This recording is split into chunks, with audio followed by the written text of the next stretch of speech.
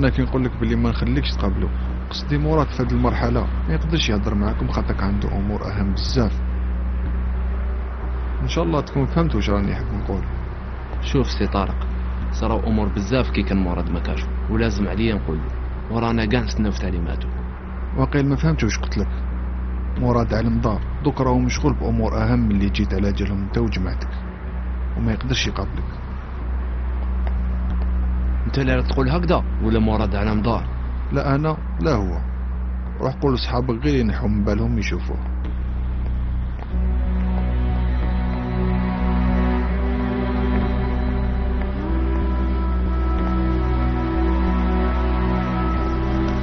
سي فهمي. واش كاين سي حقي؟ سي جولجان. واش بيه سي جولجان؟ صابوه مقتول في البيرو ديالو هو والخدامين. شكون هذا اللي قتلوه؟ ما على باليش. تسمى البارح الراجل جالينا باش يدخل في المجلس، واليوم نصيبوه مقتول في البيرو. زعما هذه جات صدفة؟ ماشي محال يكونوا مهدينو. بالك تكون هذه هي السبه اللي خلاته يجي لك ملهوف باش يهضر معاك. ايه بالك. شكون يعرف؟ بالصح اذا ماشي هكذا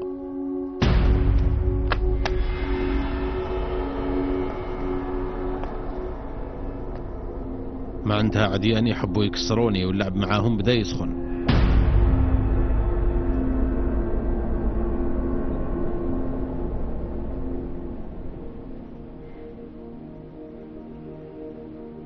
احكي لي شوية على صغرك، كيفاش جوزتوه؟ في صغري ما كان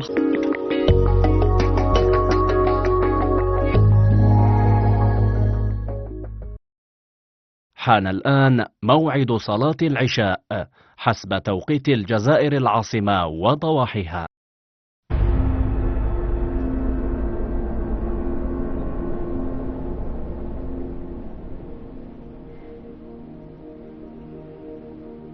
احكي لي شوية على صغرك، كيفاش جوزتوه؟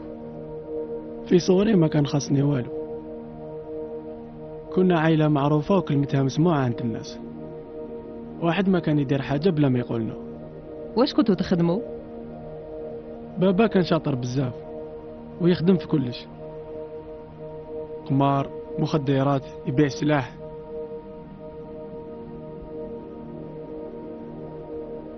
تقدر تزيد تحكي لي شوية عليك انت وباباك؟ انا بابا كان انسان صعيب. كانوا يعيطولو ستيفن الدب. بضربة واحدة كان يطيح 4. تيراو عليه ب9 رصاصات، وكان حاب يموت بالرصاصة 10. ومن بعد واش صرا؟ مات مسكين غير ب9 رصاصات. ويما كيفاش كانت؟ يما كانت مراه هايلة بزاف. وقفت مع بابا وصبرت عليه حتى مات. فهمتك. داروا اكسيدون مساكن، دخلوا في واحد الكاميون وماتوا مع بعضهم. ودوك نهضروا على راسكون. شكون هو راسكون؟ راسكم خلاص قتلوه. خلاص هدن روحك. انا لازم عليا نلقى راسكون. فهمتك. على هذيك اللي راك هنا راح نلقاو راسكم كيف خلاص نكملوا هدرتنا.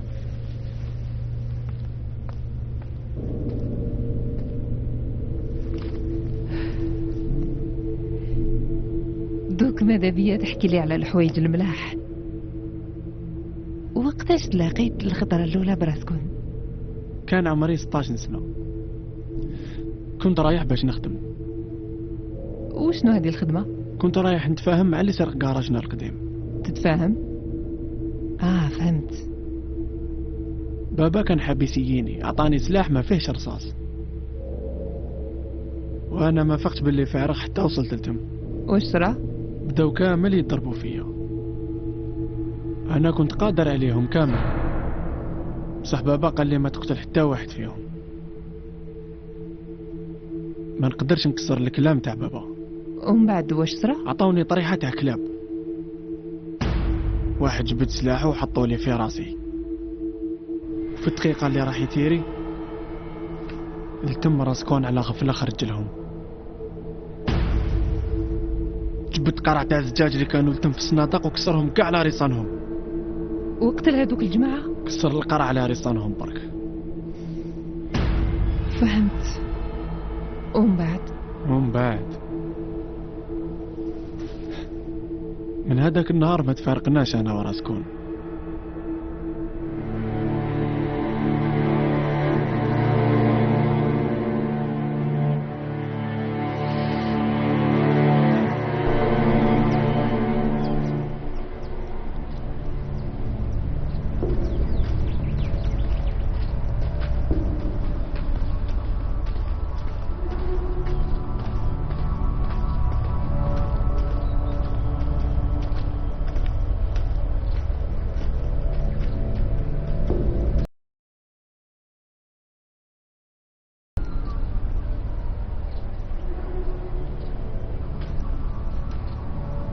الخدمة معك عجبتني بزاف، راح نزيدو نخدمو كيف.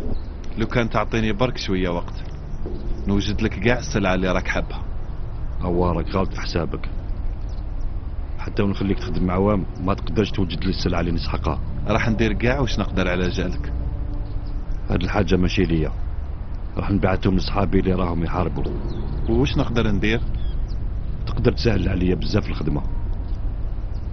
باش نكمل خدمتي اللي خليتها في نص العام اللي فات لازم نهضر مع واحد. شكون هذا؟ روح دوك معايا.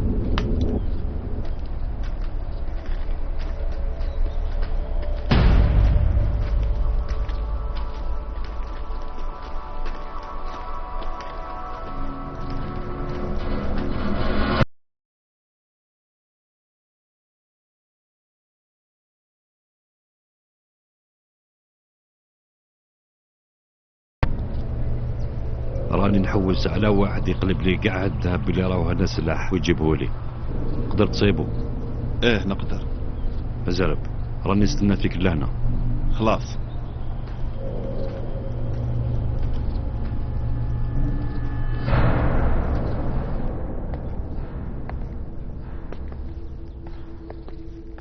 عسلامة جاهد. الله يسلمك. تفضل ريح.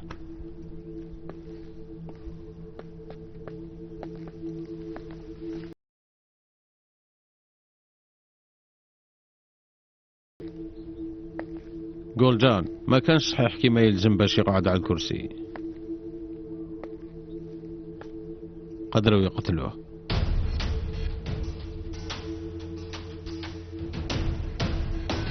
وانت على بالك شكون اللي قتلوه؟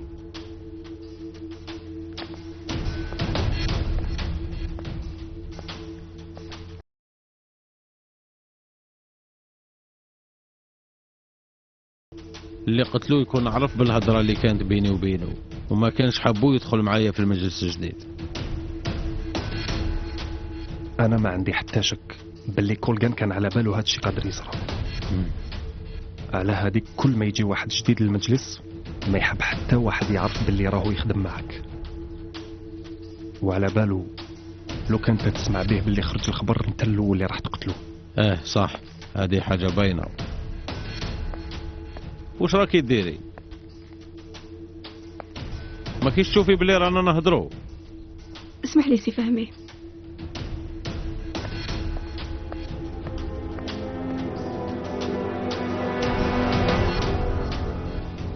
كيفاش غدوة من داك قدروا يعرفوا بلي كولجان جا عندي حتى لهنا وعرض عليا يدخل في المجلس؟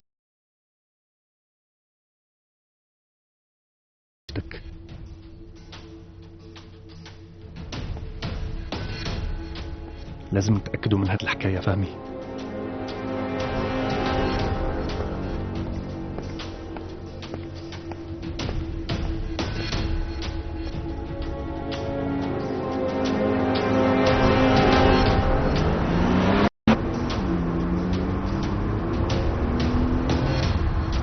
اللي قتلوه يكون عرف بالهضرة اللي كانت بيني وبينه، وما كانش حابو يدخل معايا في المجلس الجديد.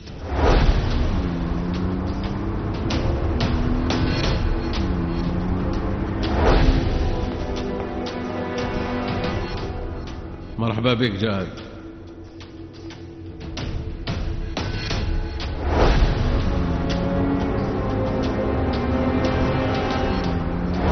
وعلى بالو لو كانت تسمع به باللي خرج الخبر انت الاول اللي راح تقتلو. صح، هذه حاجة باينة. وش راكي ديري؟ ما كيش تشوفي بلي رانا نهضرو؟ اسمح لي سي فهمي.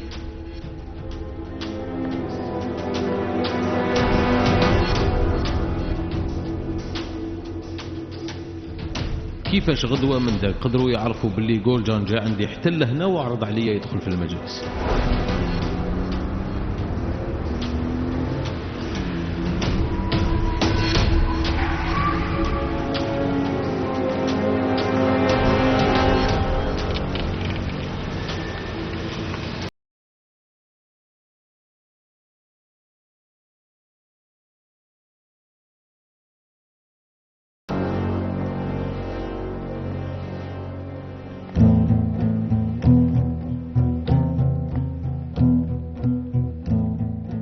في واحد من الوثائق اللي قريتهم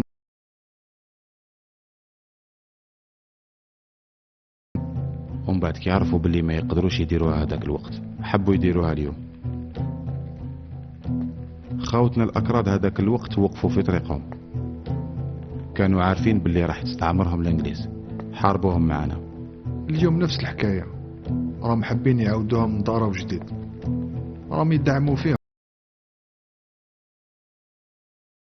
بصح قسم كبير من الأكراد ما راهمش حابين يطيحوا في هذا الفخ اللي طاحوا فيه العرب قبل 100 سنة. 100 سنة اللي فاتت علينا كانت فترة عبور بالنسبة لنا من الدول العالمية للدول القومية.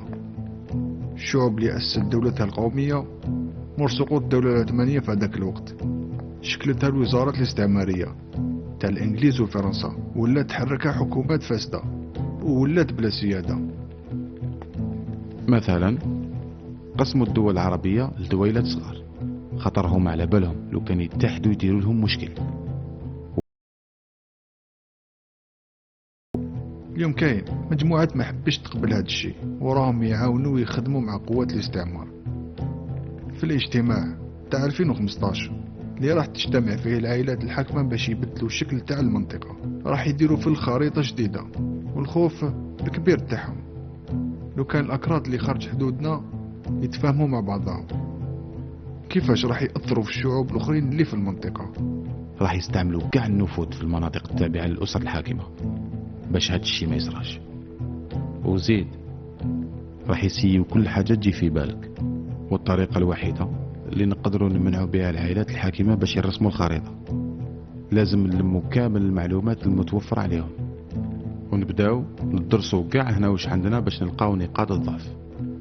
لا يا عالم دار، التجارب والخبرة تاعنا والعرض المشترك اللي قدمته 52 مؤسسة راهي تشوف حل جذري. الطريقة اللي نحاربوا بها العائلات الحاكمة تكون تشكيل عائلات حاكمة جديدة.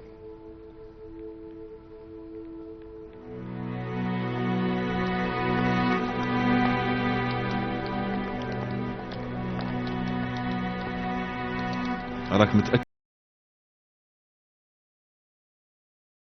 ما تقدرش تعرف لنا كيفاش ووقتاش راح يدوه؟ راني نسيه. والقضية الأخرى واش عرفت عليها؟ هذيك القضية سرية. هاد الحكاية صعيبة على واش كنت داير في بالي، والله يخليك عرف لي الساعة والنهار اللي يدوه. ماشي مشكل. يعطيك الصحة.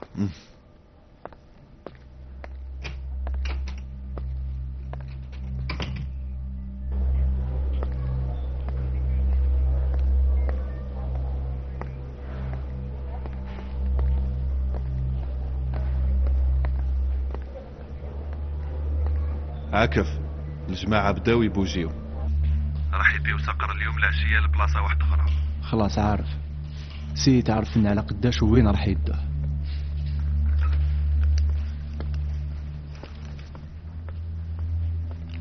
الصقر راح يحولوا هاد العشية.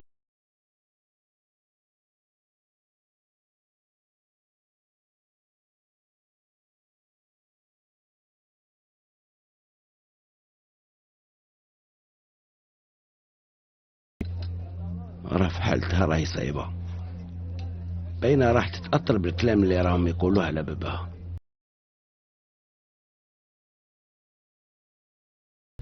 واش نديرو مارتن؟ خممت نبدلو لها ليكول. واش رايك مارتن؟ انت كنت استاذ ديجا. انا في رايي ماشي حل تبدلي لها ليكول على خاطر وين تروح تصيب نفس المشكل. هادشي ما عندوش علاقة بشخصية رهف، باباها هو المشكل. باباها وش رايه في الحكاية؟ راك على بالك حالة خويا ماناش قادرين نوصلوا له. على بالك يجي يقدر يقلنا حرب صح، منا لهذاك الوقت لازم نعلمها كيفاش تتعامل مع هذا الشيء. ما تقدروش تيفوا عليها، لازم هي وحدها تقول لكم. ما حبش تسمع الكلام. تعيش حاولني فيها مارتن، لازم نصيبوا حل في أقرب وقت ولا راح تضيع كامل قرايتها. وش رايك لو كانت تكمل قرايتها في الخارج حتى تخلص هاد الحالة؟ هي شاطرة بزاف وتعرف تهدر لغة واحدة أخرى. بالك تكون صعيبة عليها مع الأول، بصح على بالي مع الوقت توالف ودير صحابات جدد. أنا نقدر ندخلها في كاش ليكول، على بالك نعرف قاع لي زيكول ملاح. ما على باليش، هي الفكرة مليحة بصح ما شكيتش خويا مراد راح يقبل. إذا راه كانت حابة تروح على بالي بابا راح يقبل تاني.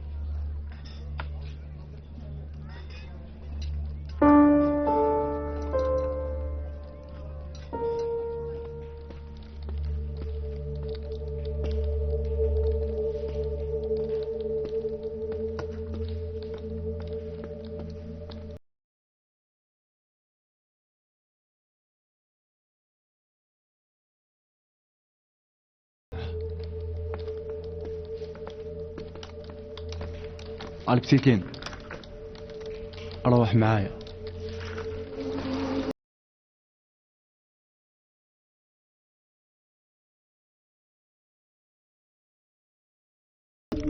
انا تاني نجي معاكم، عندي حسابات نفريه مع بوصات. كي نفري شغلي معاه نخليه لك دير فيه واش حبيت. علاش انت موالف تخليه كاش حاجه موراك؟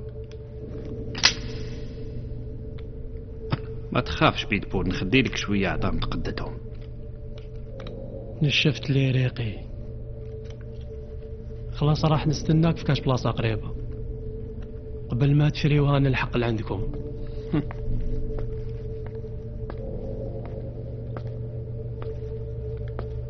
رانا نستناو فيك بهالطاسة.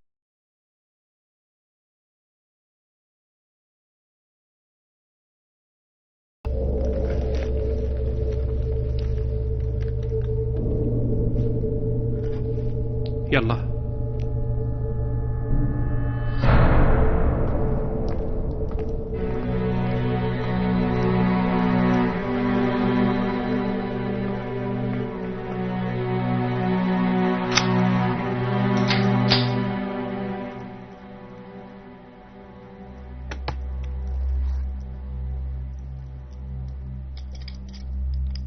بوسات، هذاك اللي اسمه بلطزار ماشي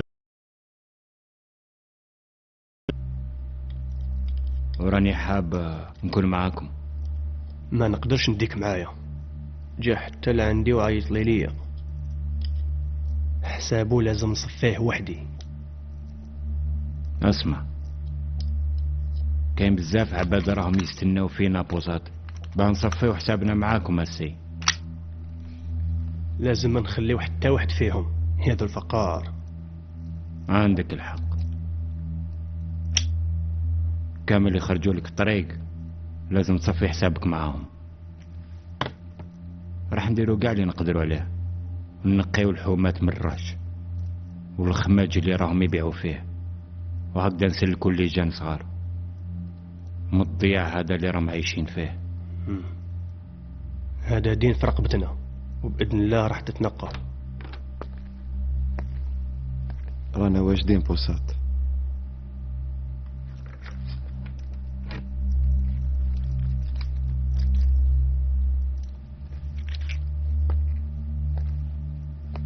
من البارح وانا واجد.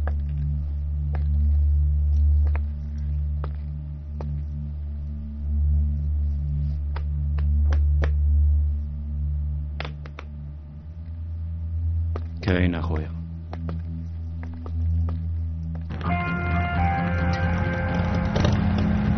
شي سامي؟ على بالي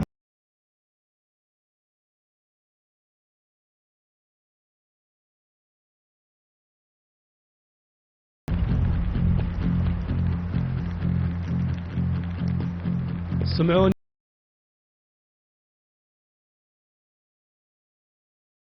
رايحين اليوم نقضيو على هذا بوصات. لازم تكونوا طايرين وتكحلوا قلوبكم.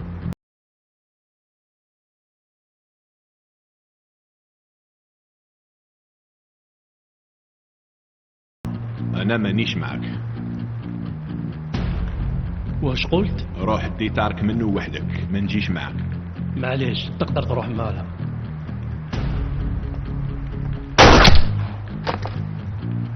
قلت لك ما نحبش نشوف خليقتك.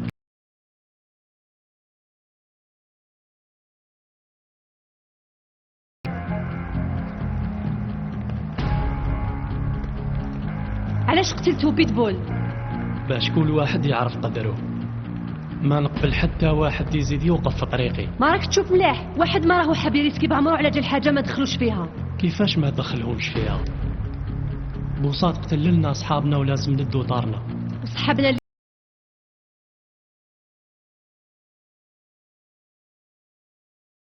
واحد فينا ما على بالو بلي زافر اللي بيناتكم، وواحد ما على بالو شحال ديت من عنده دراهم وشحال راح تدي.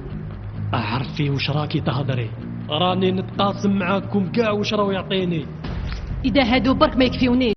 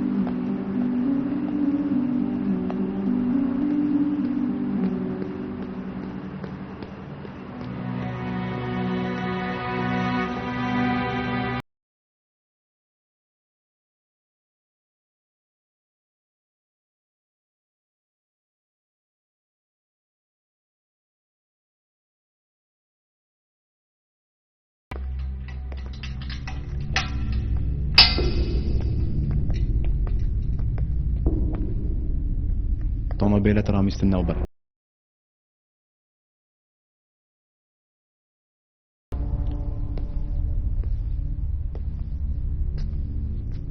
شكون اللي راح يدينا لتم؟ جماعة صاحبنا.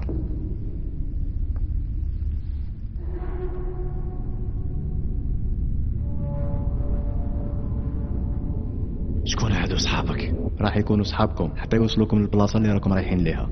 انا عمري ما كان عندي صحاب، وغير قولهم من دوكا يردوا بالهم مليح. وانا من دوك نقولكم باش تخرجوا منا وتركبوا الطوموبيل ردوا بالكم، الحكاية ماشي سهلة.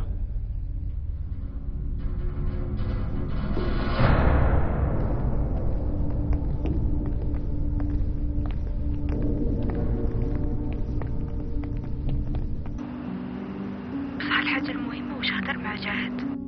هضر مع جاهد؟ وش هضروا مالك؟ قالوا عاوني باش يعرف شكون هذا اللي قتل جولجان.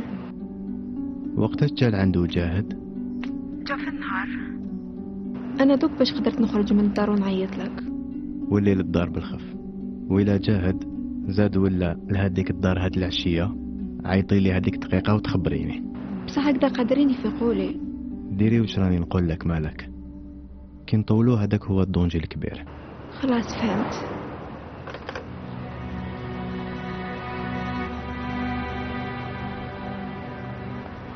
جبدتو النيميرو اللي كانت تهضر معاه؟ جبدناه، دوك نبعث لك كامل المعلومات اللي في البورتابل. مليح.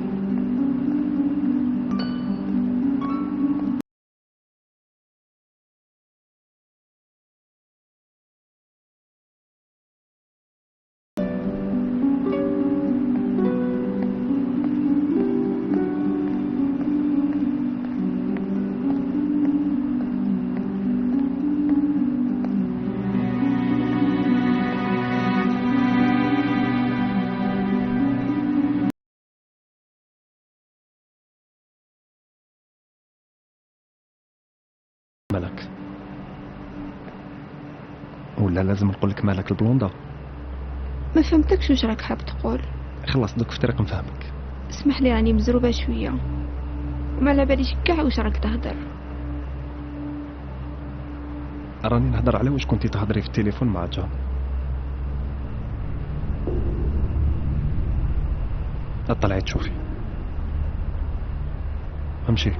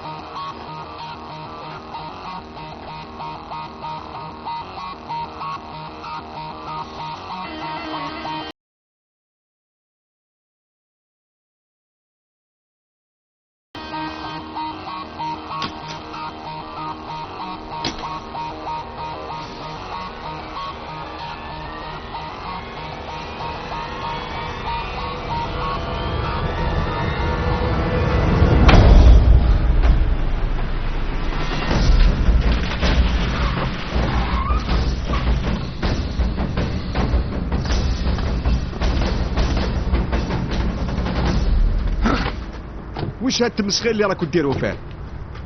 ماشي قعدتوا على طبله وحده وتفاهمتوا.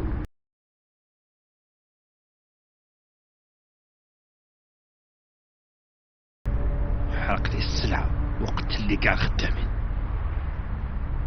نبهتك، قلت لك ما راحش نخليك تبيع الراج في بلادي. يبيع راح نقتله. حنا اللي راح نقولوا شكون راح يكون شريك شكون، وين راح تبيعوا، واش راح تبيعوا، وشكون راح يعيش وشكون راح يموت. فهمتوا؟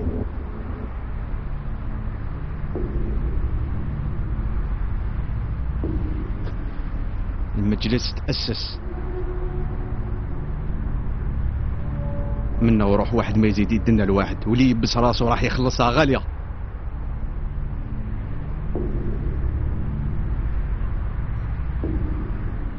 اللي فات مات، واللي مات ما يوليش.